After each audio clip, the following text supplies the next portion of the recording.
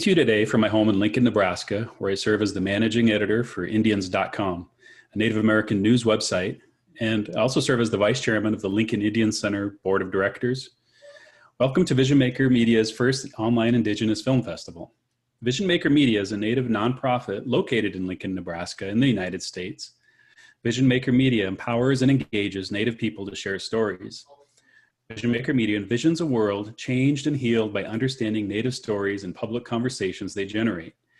Reaching the general public and the global market is the ultimate goal for the dissemination of Native-produced media that shares Native perspectives with the world. Vision Maker Media continues to showcase the most compelling Native stories for public broadcasting on local PBS stations and online. Today, I'll be moderating the Q&A for A Qayaq to Carry Us, Stories in Stone, and A Qayaq to Carry Us, Lived Knowledge, with Mark Blaine and Torsten Shellstrand.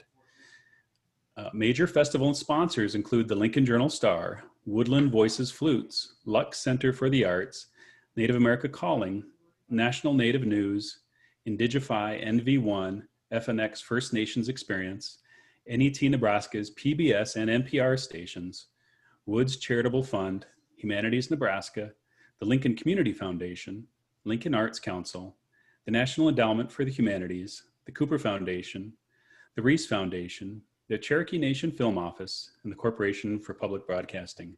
Thank you for joining us today, and just want to say again, thank you, Mark and Torsten, for allowing me to moderate this discussion. How are you today? Doing great. Thanks for having us. Great.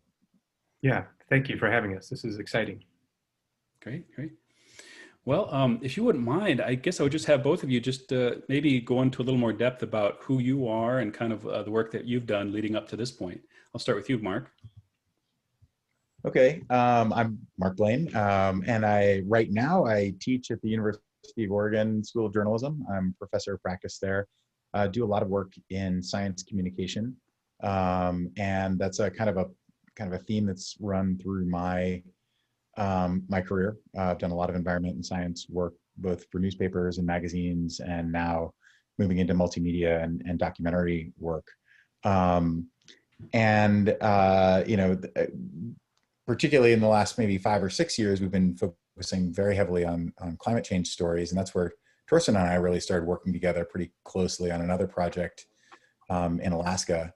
And Torsten's roots back to with Sven and this project actually go quite a bit deeper than mine. So it's interesting how these threads sort of intertwine and opportunities come up and more than opportunities, stories emerge, and you just sort of have to follow them. And I think that's where this story kind of came from for us and kind of met where we were in time. So. Great. Well, how about you, Torsten? So like Mark, I'm also a professor of practice at the University of Oregon in Eugene. My background is professionally is as a newspaper photographer, so kind of visual journalism and visual storytelling, and began to make films, 10 or 12 years ago. And kind of by accident, I was making little videos for newspapers, but I came upon a story in Portland, where I was living, working for the Oregonian at the time, of a Supiaq woman who I got to know her, Isabella, and her husband, and they asked me to do a film. And I naively said, sure, and worked on that film for a while, and then understood that we needed funding. And that was my first experience, my first time I intersected with Vision Maker Media. And that film would not have gotten done without Vision Maker. It not only from the funding point of view, but because the folks just held my hand through it and made sure I didn't screw it up. And that is also where I met Sven. He is the expert at that area, and got to know him as an expert. And then kind of very quickly, Sven and I became friends.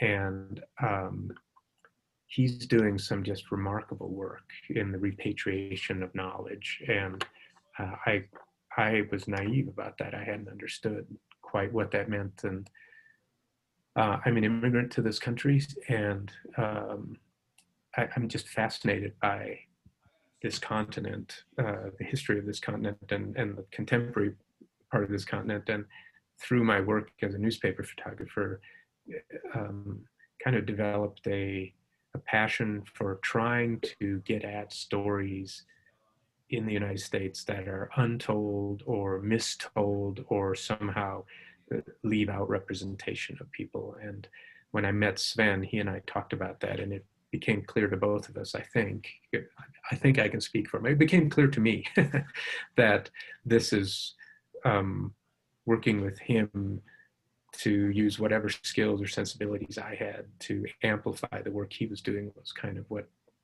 my mission for much of my work. And that's how these films have emerged. And this is part of a continuing project. We're not done by any means, I hope. Great. That's a long answer, I'm sorry. Oh, no, not at all. So yeah, we were supposed to be joined, and hopefully he'll join us here at some point. Sven Hawkinson Jr. I'll read his biography here so you have some sense of who he is, and then I'll have everybody just describe your different roles on this project. Sven Hawkinson Jr. grew up in the community of Old Harbor, located on Kodiak Island, Alaska. After receiving his PhD, he returned to Kodiak and was the director of the Alutiiq Museum for 13 years. Currently, he is an associate professor at the University of Washington and a curator at the Burke Museum. His research is focused on the repatriation of knowledge through museum collections. Yeah, if you wouldn't mind just describing, maybe how this project came about and what your role in the project is. Well, I'll jump in. I mean, Torsten actually got started on this project before I did, depending on where it started, that could have been in that first photo assignment back in Portland that you did with Finding Refuge, but then that carried forward to, what was it, 2016, I think, was the first year that you went to the kids camp, Torsten, and with Torsten and his daughter Maria went up to just, as friends of Sven to kind of be in the camp and see what was going on. And Torsten got back, and we had some big conversations with Sven as well about, what could there are some stories here to do. And they were really, the camp had just built an traditional Qayaq, which is the big boat that could carry, well, I guess they made a little Qayaq, but Sven says you could carry most of a village in one of the bigger ones. And they were going to move on from that to making a one-hold kayak. And that seemed like a good kind of hook for 2017 for us to go up and say, hey, what's it take to do this? And what does this mean in the context of this camp? And so as far as what our roles are, we're a really small crew. I mean, it's me and Torsten, and we've rotated some students through, and Sven as, keeper of knowledge in so much of this stuff, and Leilani Sabzalian, who's an education professor here at the U of O, University of Oregon, has also been very instrumental in sort of talking us through ideas and things like that. But in terms of roles and things like that, in traditional filmmaking stuff, it's, I think Torsten and I are trading off producer, director, stuff pretty regularly. I probably am leaning a little more toward producer, and Torsten's probably a little more toward director in that space. And then we have another group, Blue Chalk Media, who's been doing a lot of the editing for us as well. But I guess doing a project like this, we have to keep it very small and lean, because we're on small planes and boats, and in difficult environment. So it means that we're wearing a lot of hats. It means that we're chopping wood and carrying water jugs and putting down our camera to do that, and then picking it up and and filming and doing things. So it's a lot of blended work in that way, but also just really exciting. I mean, I think by that nature and sort of what our roles are, I think we are probably working a little bit more slowly than I was really ever trained to do as a journalist, which is actually a piece of this that's incredibly attractive to me. I was a newspaper reporter for a long time, and it just didn't, you know, I think it was the stories were too short, you know, and I love the ability to come back and be involved over multiple years, and you know, it's like, what are our roles? It's also, what are our roles and relationships, you know, and how are we fitting into the camp, and what can we bring to the camp as well, in terms of what we're doing there. And yeah, so I mean, I think it's you know, it's not like you're in this bucket and you're in this bucket and you're in this bucket. It's like, it's a very blended together kind of approach. I don't know, how would you talk about it, Torsten? Well, I agree. I think I think it's not only appealing but necessary for us to proceed at a very careful pace, because neither Mark nor I are native to this continent, and we're certainly not native to Kodiak Island where this happens. So there is, you know, one of the great sins journalists commit is being in a hurry all the time and then leaving and never coming back. And I think those are sins we have to be very careful to avoid in this kind of storytelling. And so we take our lead, not just from Sven, but from Spiridon and Sherry Semyonov, who live in Qayaq and run the camp. And we don't work the way traditional journalists work. We really don't do anything without running it past them first. In fact, this is now if we had gone this year, it would have been my 5th and Mark's 4th year, I think. And we still call half a year ahead of time and make a formal request for permission to be at the camp, but that we don't assume anything. And that, I think that's not us trying to be, I mean, we are trying to be good human beings, but I think it's also this kind of storytelling, set of stories falls apart completely if it doesn't stem from that premise. Logistically, we're small because it's very expensive to bring people to this camp, and Mark and I share an 8-person tent with a lot of Pelican cases and a lot of solar panels that charge all our batteries. So we don't have booms and jibs, and we have tiny little drones, and we're shooting on DSLRs because the big cameras, we just don't. It can rain for 4 or 5 days straight, and then you run out of batteries. And when Mark says we haul water and chop wood, I'm fairly good at both of those, but Mark is really good at them. And in fact, one of my favorite stories is one day we were bringing fresh water in big barrels. And is it okay if I tell the story, Mark? Sure. And Sven and I were struggling, the two of us, to carry this barrel of water from the beach up. It's about 60 yards to camp, and it was a slippery and it's wet, and Mark walks down to the boat and picks one up himself and walks it to camp. And one of the people who runs this camp came over and said, "Where'd you find that guy?" And I said, "Oh, he's a colleague of mine at the university." And he said, "You got any more?" So, but the point of that is it's very important for us to be participants in the camp, not to be kind of outside people trying to shape a story, but we have to live it, and that influences, for both good and bad, I think, the kind of storytelling we do. I now have talked too much. No, not at all. You know, just for anybody who may not have had a chance to see these short films yet, I'll just read a brief description of both. A Kayak to Carry Us, Stories in Stone, features two, how do I pronounce this? Supiak men who are in a race for time with rising waters, eroding the link to the people who carved the petroglyphs on the western tip of Kodiak Island. A Kayak to Carry Us Live Knowledge chronicles a group of community members who are trying to return the nearly forgotten technology of the traditional Aleutic kayak to their people by building one in the field. I did get a chance to watch these, and they're both beautiful, and I can't look for. I look forward to more. Are these two films? Are they part of a larger film, or like a series of films, or kind of what's your plan with this? I'll answer it very shortly. They grew organically out of, when my daughter and I went up, the idea was for us to, Sven and the village invited us up.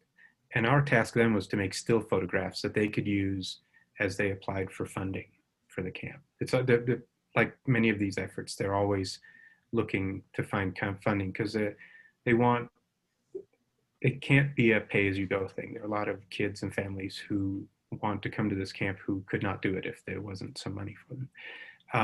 And we did a few little short film clips, and my daughter was trying to be a film editor and put it together. And it kind of grew out of that. Then the village said, we like these, Sven liked them, and we thought we'd do more. And because we teach at a university, we originally thought this might be an opportunity to bring students up too. We've had to be very careful about that for all of the reasons we've talked about before. I hope that we can continue making these films, and that as we continue to become better filmmakers and smarter about what we're seeking and hearing, that we can make kind of better stories that will become more and more collaborations with Sven and Sherry and Spiridon and all the people of the village, and of whether they live in the village or have connections to it. That's my aspiration. It would be fun to do a bigger story at some point, but I don't want to do a big film just to do one. I want to do one when there's a story that needs us to do a longer film about it. And Mark and I haven't talked about this that much. I may just have made him mad. I'm half a continent away, so I'm safe. No, not. I mean, I think it's an ongoing process that we're in. I mean, one aspiration I have for these that I don't think we're there yet with these films in particular is. Oh, hang on. Sven is calling me on my phone. Let me. Oh, cool. I think he may be trying to get in. Okay, can I? Is that? Yeah, take it. Sure. Yep. We're doing meta technology. Yep. So, well, I can. We also hope that these films can become part of a curriculum or many curricula for. There's been talk about using them in the villages, using them to help people who don't live in the village but are connected to the village. And we've toyed with that. Neither of us, I don't know that we know how to do that. Leilani Sabzalian, who is also at the University of Oregon, who is a ludic, it works at the College of Ed. So we're working in that direction. But we are not working at the pace of journalism. And again, that's deliberately, and because we all have other jobs we have to pay attention to. We do have a question here I wanted to post. Let's see. Can you see that? No, maybe in the chat. Oh, says, I'll read it. It says the video in both films were very crisp and clean. Lovely looking video. What kind of DSLR cameras were you using? Were you shooting in 4K? And did you have GoPros or another type of sports camera on the plane? Loved both films. Thank you. That's from Kelly Rush. I can answer the technical parts. We used DSLRs. Oh, is Sven here? Oh, that might be Sven. I don't know why it's showing as me. I don't either. Oh, there's Sven. Yep, there's Sven. Sven, you're muted. You've also changed your haircut since the last time we saw you. Yeah.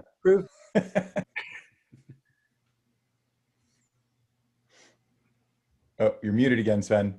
All right, my video and mute. Come on, it can work here. Yeah, we're hearing you. For some reason, I guess I'm meant to be a raven. There we go. There you are. Great. Oh, look, you're both at once. Hey, sorry I'm late. Maybe. Not at all. No. Whoops. Good to have you, Sven. Yeah. Thank you, Kevin. Well, if you wouldn't mind introducing yourself, I did read your biography, but if you wouldn't mind just kind of saying who you are and where you're broadcasting from, that might be kind of nice. So. Yeah. Hi, my name is Sven Hawkinson. I'm broadcasting from Seattle, Washington, from my home. Yeah. I'm a curator at the Burke Museum and an archaeologist or a professor in anthropology at University of Washington, but originally from Kodiak Island, Alaska, where I was born and raised in the village of Old Harbor. Great, great. Well, we've been talking a little bit about just kind of how these films came about and kind of what the hope is in terms of what they might become, or if they're just standalone films. I think you've probably answered that, Torsten, but if you have anything to add on either of those questions, please do. I might have you describe, first of all, just your role in the project and how you became part of it. Well, I mean, well, for me, it was more inviting Torsten and Mark to help document what we're doing, but also start to share the story and make sure that that story is carried forward, not just, okay, we're been there and done that. How do we keep the story alive? But how do we get the story so we can share it with the community and the next generation?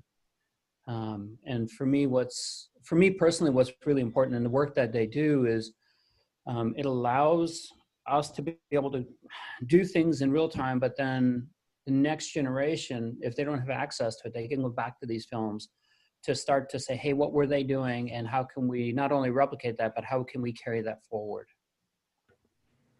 Great, that's great. Yeah, oh, go ahead there. Maybe a good example of that would be Alfred and his kayak making. Yeah, I was just going to mention that. Yeah, just you know, the fact that you're filming, I guess, this process is, and the finished product seems kind of a piece of history in a way, you know. So that's And it's also go ahead, Mark. Oh no, you, Sven, go ahead. Oh no, I said the other important thing too, though, is you know, with Alfred, him being the last traditional kayak maker who had been taught by the elders. There's a lot of kayak makers. We can all do that from blueprints, but he'd been taught by the elders, and his knowledge goes further than just something in a book. And that's, I think, by documenting it in real time and hearing his voice and all of those things that he's able to teach us is important. And the stunning privilege of getting to, for me, to be around as Alfred is doing that work, whether it's at the Burke or up in camp. And the filming it's like my admissions ticket. You know, I have to be really sharp and use those skills well, because that's the only appropriate response to the gift of getting to be there.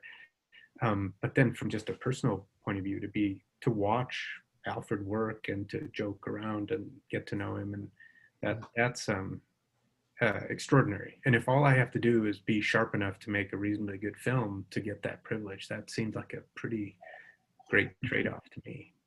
Yeah.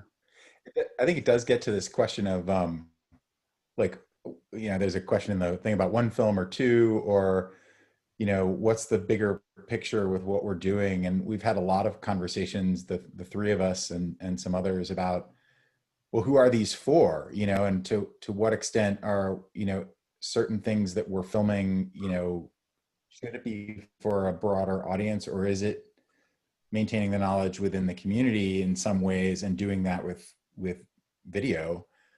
So that those lines are kind of really interesting as well to kind of think about, like, you know, the front row seat, as Torsten's talking about, is an incredible privilege. But then kind of coming in and kind of taking the time and saying, okay, well, what can we use? What should we use? What stories can we tell? And like, I think that it's a much more complicated problem in some ways, or complicated storytelling situation than my journalism training ever, you know, set me up for. So. Sure. And it may, I'm looking, am I allowed to do this, Kevin? Am I allowed to look at the questions? Oh yeah. Do you mind if we go back to the question we were still trying to answer there? Let's do that. I'll be rather quick. We are using DSLR cameras with small batteries because electricity is a problem in camp. We get our electricity off of a small generator and from solar panels. And I'm a still photographer in training, and Sven is as well. Sven, who disappeared into a raven. Wow. But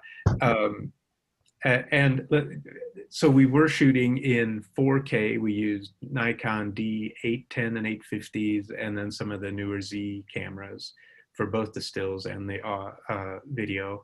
Our biggest technical challenge is audio, because we live in a place with flapping tents and howling winds and a lot of rain and sinking and all of that. We do use GoPros in the Qayaq video in particular. There's a GoPro attached to the inside of that model Qayaq. And on the plane, we had a little gimbal that has it's just a little gimbal on a ball. It wasn't even a DSLR. It's got, I don't know what resolution that has. It's the same as the drone, Okay. DJI or whatever it is. Yeah. So, and And it's then we another did- bigger gimbal. And then we did drones, and let's not forget to mention what a good photographer Sven is too. I think didn't you shoot that opening scene of the Qayaq floating across? Yeah, that ticks me off that you did that, because that's such a beautiful piece of footage. That Well, Torsten, you lent him the ND filters, right? So you know. that's it. That's it. It's all about knowing which technology to use. It has nothing to do with vision, clearly. Yeah. Can I interject one thing about the tech piece? And this is really deep, but or deeper down, but just the battery stuff and working in the field and doing what we're doing. Conservation of energy is an incredibly big issue, because we have to keep our payloads low because we're on small planes. Batteries are heavy. And so figuring out how to use a rig that's the most energy efficient in so many ways, because about Thursday, things start to get a little lean, it seems like. We're yelling at each other. I need that battery more than you do. And you guys are also exhausted too, because And we're exhausted. Yeah. They're long days because there's so much cool stuff going on. Yeah. Great. Well, I'll go on to the next question here. This comes from Gayatri Devi. And let's see, Gayatri wrote, I loved both films. Since there did not appear to be a scripted narrative for both films, how did the story for both films, the Qayaq lived knowledge and the stories in stones, evolve? Beautiful films, thank you. I'm going to say long interviews with very smart people really help guide what it is we do, and so, many interviews with Sven and with Judy, who was one of the founders of the camp, with Mitch, also long interviews with Mitch. I mean, we over the years, we've just have a lot of interviews to unpack the stuff that's going on. And from that kind of assembling sort of what's the agenda, sort of what are we seeing here, and letting some of that really guide and sort what it is that it's going to be.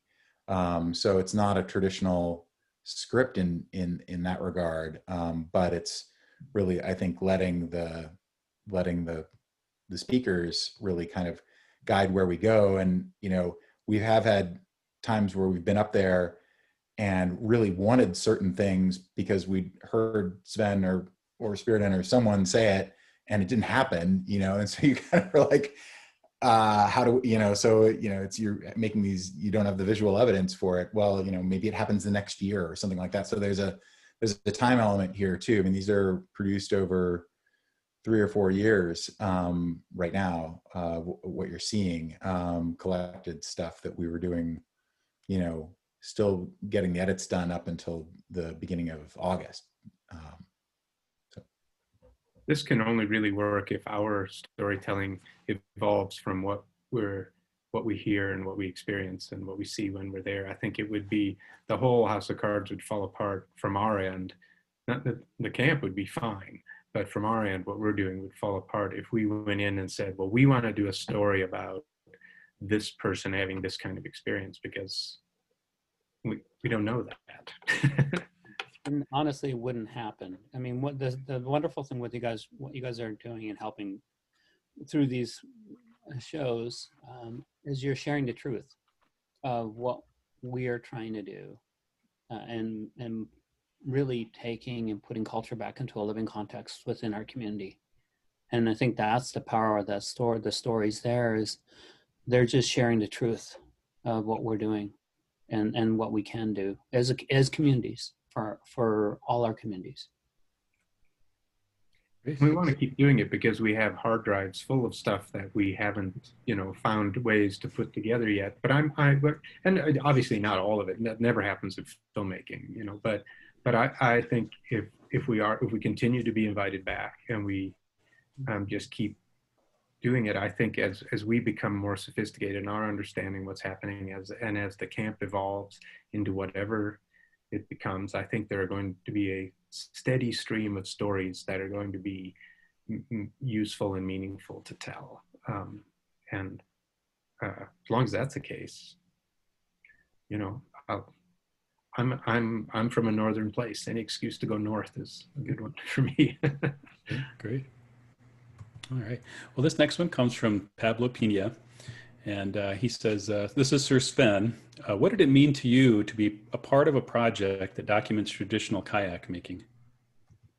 What it means for me is, well, where do I start? For me, it's a very powerful thing because it's making sure that we're not losing this knowledge anymore, where we were literally on the cusp of this knowledge disappearing from our community. So at that level, it's really meaningful because now the knowledge that Alfred shared, we can share with our communities, for as long as they have access to these films. So that's one, but also on a personal level to learn about this knowledge from Alfred, which has been passed down for thousands of years, is a privilege and a responsibilities for me as well to continue sharing his knowledge that he had learned, and also ensuring that we do celebrate him and acknowledge him for what he's not only kept alive when everybody was being shunned for doing that, but celebrate him for having that wisdom to share with us now. Great. Well, looks like Gayatri Devi just wanted to say one more thing. Gayatri said, thank you for the answers. One can see an ethos of formal patience. Thanks again. So I just thought I'd share that. What's next for this project? What's kind of the next step with all of this? Well, we just finished filming virtual culture camp that was done via Zoom every evening from 7 to 9:30 and sometimes later. And that was really interesting. And I think the three of us need to talk about what are we cutting out of that? Because it was really, yeah. Yeah.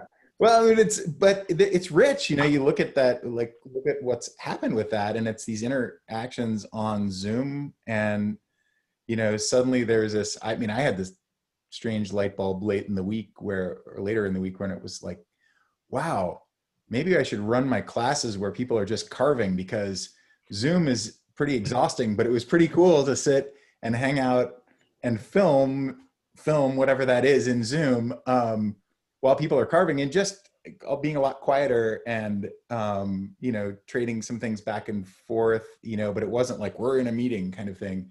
And so I think that there's something interesting with all of that. And this idea of the kind of dynamic, how is this carrying forward? How's the knowledge moving forward? I mean, Sven, you're the one who designed it. So, I mean, the whole idea is we didn't want to lose our momentum. Even if we can't get together, let's use what we have, the technology we have. So, in a way, we want to call that passing to traditions, whether it's together or via online. And finding ways that we can continue to share our culture and share it in real time, and also get the next generation to see the value of it. But in terms of just next projects for filming, I think I'm I just appreciate being able to invite Mark and Torsten up to come and say, hey, here's this year we're going to do this. Like this year we were supposed to finish up a kayak and work on grass mats. So that's probably what we'll be doing next year, is teaching the kids how to gather traditional ryegrass and then process that to make mats that were used in the kayaks. And then also they can take that skill to making baskets and all these other things that they could use. So for me, this is just a continuation of building on the knowledge that we have from the Qayaq that we built, to the kayak that we're now building, to what are the tools that went with it, and how were they using those to thrive in our environment, in our region. And thinking about how do you build on one after another and then continue, and then you go back to the other ones and you bring it forward. So building and rebuilding. And so those skills are taught at multiple levels. I think another thing we have to figure out is, you know, we're making these films, and as when you make a film, you know, the footage you shoot is hours and hours and hours, and you turn it into minutes. And we're being very careful with our footage, but is there, you know, is there another use for that material? Is there an archival use for that? And I think that's another thing we need to figure out. It's a little daunting to think about going through that, but I'm not an archivist. I'm, you know, all I know to do really is take pictures. But that's, I think it feels like we have responsibility for that. If part of our reason for doing this is to be part of what Sven is doing in the realm of cultural repatriation and cultural knowledge perpetuation. Is that how I say it? I don't know. Yeah. And I think that's something that we should have a conversation with the community in Qayaq. Yeah, absolutely. What they would like us to do as well. Right. So they're actually not only helping guide us, but they're giving us directions on what they want. Right. And who should get access to this seems very important. Yeah.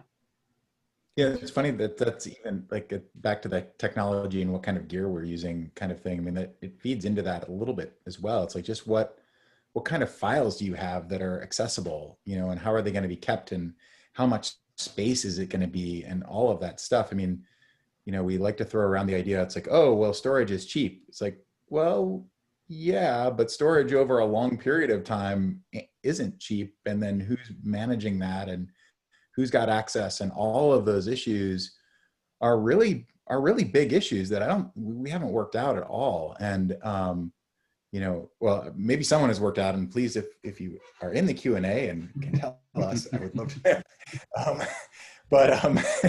You know, it's, you know, that's a thing that's just, you know, posting these to, you know, our Vimeo account, you know, that we've created, like that seems not right in some ways. So, but then who gets the hard drive kind of thing, you know, in the community, and then where is that kept? That's a longer conversation for all of us. Sure. Well, actually, we're answering one of the questions here from Kelly Rush. Her question was, just as you said, there is so much that you have recorded that doesn't get produced for the screen. Have you spoke about archiving some of the video, at least the transcripts of the interviews, like Alfred's transcript? Is there a cultural center where the transcripts can be filed? There is the Lutic Museum that we would work with in time. Yeah, so that's something that we can do in the future moving forward. But I think personally it belongs to the community of Qayaq first, and then we'll have to take our cues from them. And I think it also bears saying, and I'll say this so Sven doesn't have to, but there's been, you know, just like there's been a somewhat fraught relationship between some Native communities, including some of the ones on Kodiak Island, and journalists and filmmakers who kind of practice their craft in an extractive manner rather than a collaborative manner. There's also that history with anthropologists. And so I think that makes it even more important that we don't just dump this on the world and say, do what you want. If you want to make advertising for soda using this footage, go ahead. You know, like that. But that would be an extreme, obviously. But I think, yeah. So luckily, we have an anthropologist among us who can guide us through that. And that's, I mean, that's one of the things that this whole camp, when I started with them, was to try to find ways so that we can bring this knowledge that's been extracted and to bring it back home. Part of the camp, what I've had the privilege to do working with community is bring back all these different traditions and knowledges that have only existed in museums, but now exist in the community's memory. You know, thanks to this camp that Mitch and Judy Semyonov have created. Great. I've got a couple more questions here. One, looks like they're both from Pablo Pina. This first one here says, in Stories in Stone, you mentioned the erosion of the petroglyphs because of the rising tides. Are there any other visual documentaries that you know about that document petroglyphs? And are you aware of any efforts to preserve the petroglyphs? If so, what can you tell us about them? I haven't seen any other documentaries on looking at what's happening to eroding petroglyphs, especially at where we are. In terms of preserving them, we have talked with the corporation about maybe even pecking them in deeper into the rock, but we haven't gotten very far with that because we don't want to lose their originality. But you know, again, they are being eroded, and you know, we can see, people can see that in their own lifetime because of the rising tides, rising water, and bigger storms too. And so this documentation, both what Torsten is doing and what I've been doing for the last 20 years of documenting the petroglyphs, at least we'll have that documentation so that those will never be lost. And so that's something that, and over the years, I've given the copies to the community members in Qayaq, so they have those. Where they keep them, I don't know. But again, it's just that really good documentation and making sure that it's not lost. Great. Looks like the next one's also from Pablo, and he says, what kind of response have you gotten from people who've watched the film, especially for people who live or are from Alaska? I've only heard good things about it. They like to tease me about the debate that was happening between me and the other archaeologists, but to him and I, we were just having a discussion. We were batting back and forth ideas of, hey, well, that's your idea, this is mine, what do you think? And, you know, I mean, I sort of chuckled because I've been going out there for 20 years. My colleague had only been out there once. So I felt I had a different view after being out there so much in that area with the petroglyphs. And then also, I grew up salmon fishing, so I spent a lot of time on the water out in front of Cape Alitac every summer for 15 years. So I've got almost 40 years of lived knowledge there. Great, great. All right, well, this one comes from Gayatri Devi, and Gayatri says, in Stories in Stone, was there a reference to the sound of the petroglyphs being made on the rocks being heard by whales? Was there any comment like that? My apologies if I misheard anything. If so, could you speak to that kind of natural transaction, if there is one? Thank you. So my own personal interpretation is when you look at the way the petroglyphs are laid out, one side you have these anthropomorphic figures, which are absolutely beautiful. They're animals transferring into humans, humans transferring to animals, and you have whales, and you have faces, seal faces, animal faces. And then on the other side, you have all these happy faces on the inside of the bay. And for me, that was one, them welcoming the animals back, and then two, then on the other side, when the animal had given themselves to us for our sustenance, giving thanks. And that's my own personal interpretation of how that worked, just because it was such a clear division. There's only one or two faces on the side that's facing the ocean, which is really interesting. But beyond that, all the other faces, all 400 plus faces, or actually more than that, probably 800 faces, are facing into the bay. And that, you know, it is really striking when you go there. I'm not an anthropologist. I can make none of the interpretations that Sven can of any of this. But I grew up in part of my family's from southern Sweden, which was Viking areas, and you know, there were rune stones on a lot of Viking, and the Vikings were, I think, to put it mildly, kind of an aggressive bunch. And when I saw these petroglyphs live for the first time, it was striking how happy they were, how just lively. And is there any other word for it, Sven, besides happy? Yeah. Let's see, I can, yeah, no, it's, yeah, happy is what I would say. Giving thanks even more so. Yeah. Let's see, there's the petroglyphs in the background. So you could see the faces there, all right throughout there.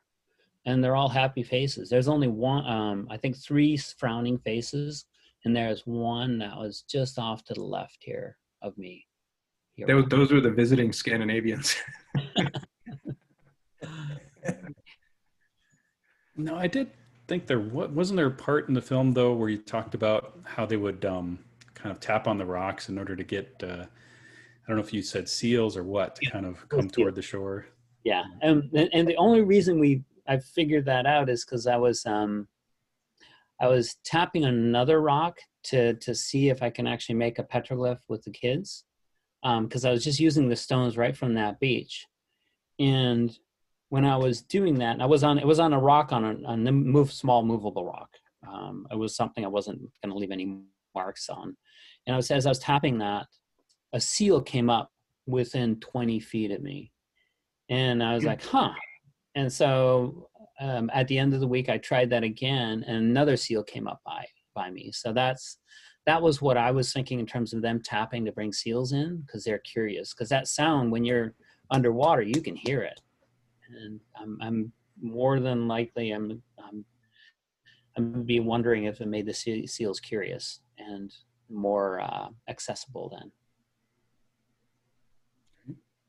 That's a great story. Yeah. Interesting.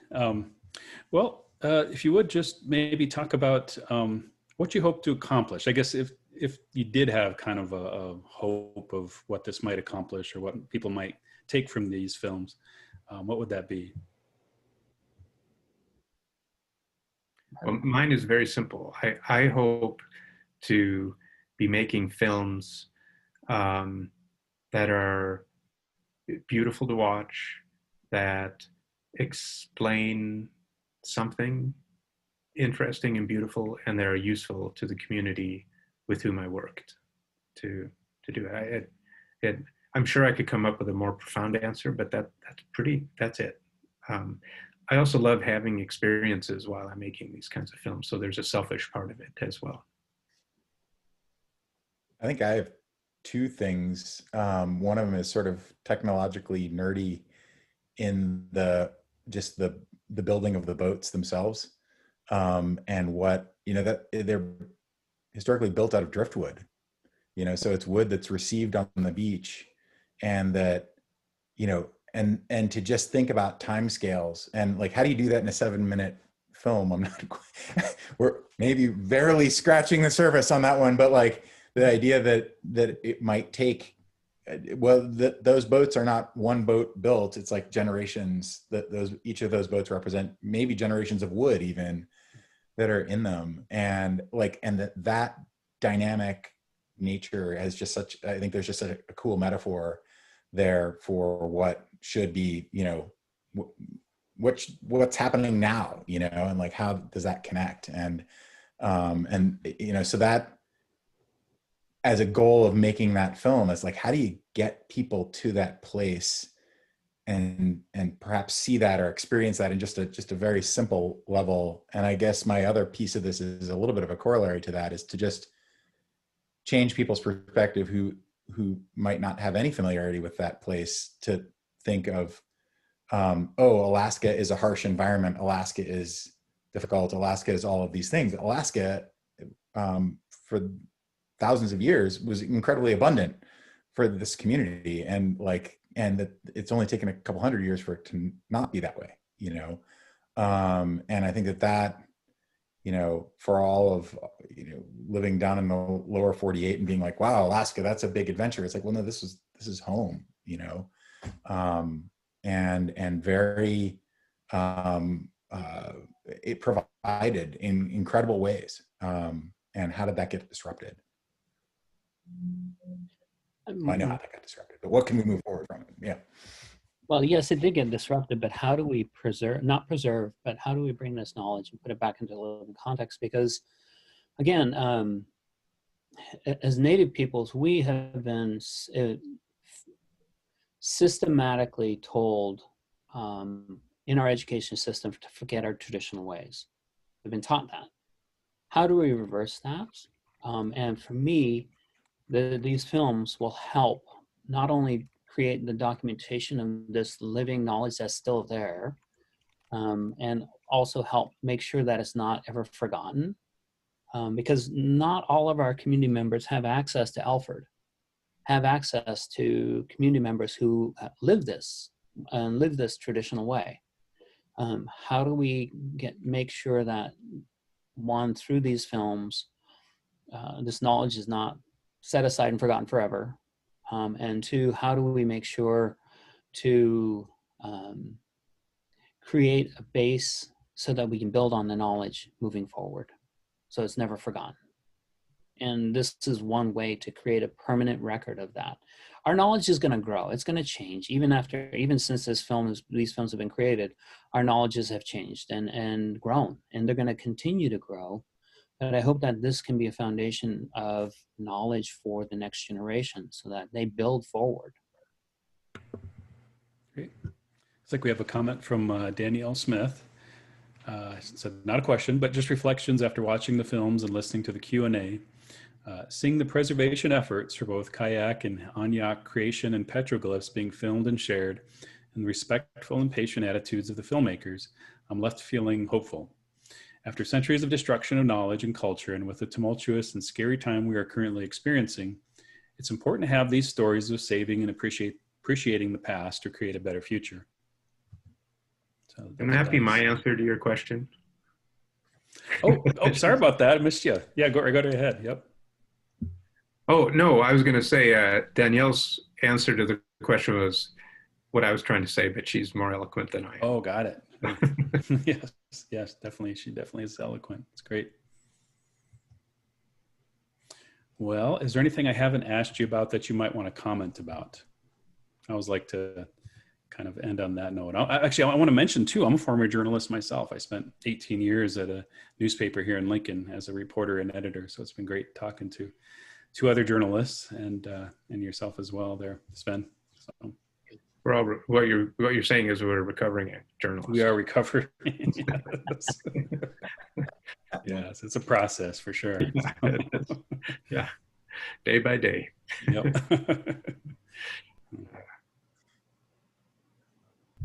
Well, I'd love Sven to have the last word on kind of where we go forward from here. I don't want to be kind of weirdly, overly kind of modest or anything. I'm very proud of these films, and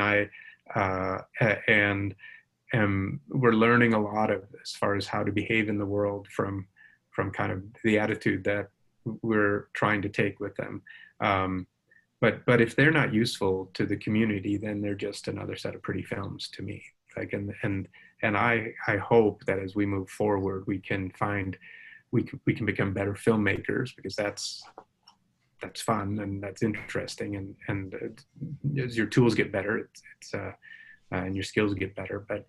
But I also hope we evolve as understand more and more how to make films that help this community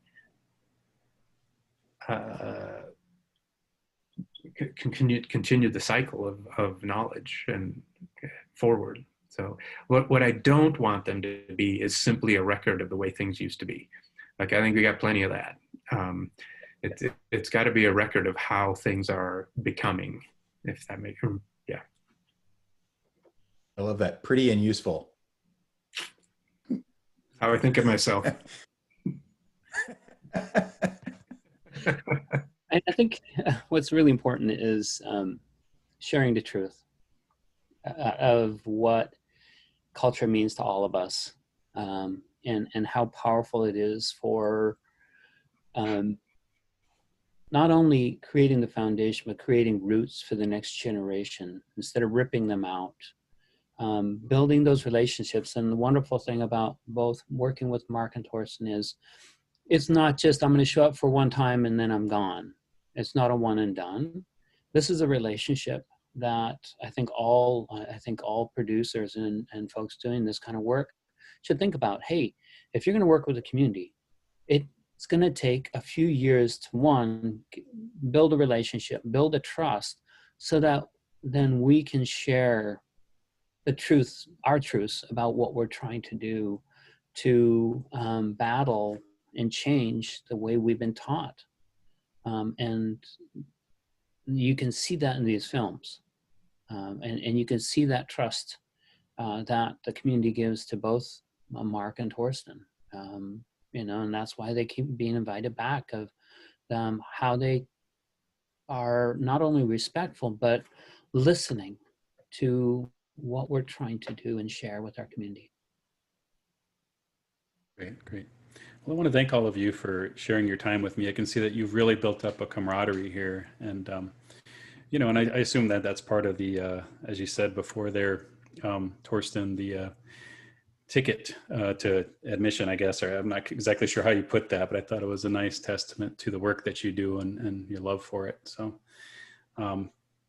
yeah, thank you so much for spending a few moments with us and answering these questions. And so. Great. And thank you to Vision Maker for, you know, believing in this and sticking. It's, there aren't a lot of places that would stick with a project this long, I don't think. So we're, yeah. Hey, Spiridon just wrote in Q&A. Oh. Spiridon here. I just wanted to say I really enjoyed the video clips. Great job on both. We should, Sven, you ought to explain who Spiridon is. Spiridon is actually is the camp leader. Yeah. So, hi, Spiridon. We mentioned him early on in this. We talked about Spiridon Sherry. Yeah, that's funny. Yeah. The virtual world is a small one. Yeah. Cool. Great. Awesome. Well, thank thanks you again. to as well. Yeah. Yeah. Vision Maker. Thank you. All right. Goodbye. Thank you. Bye-bye. All right.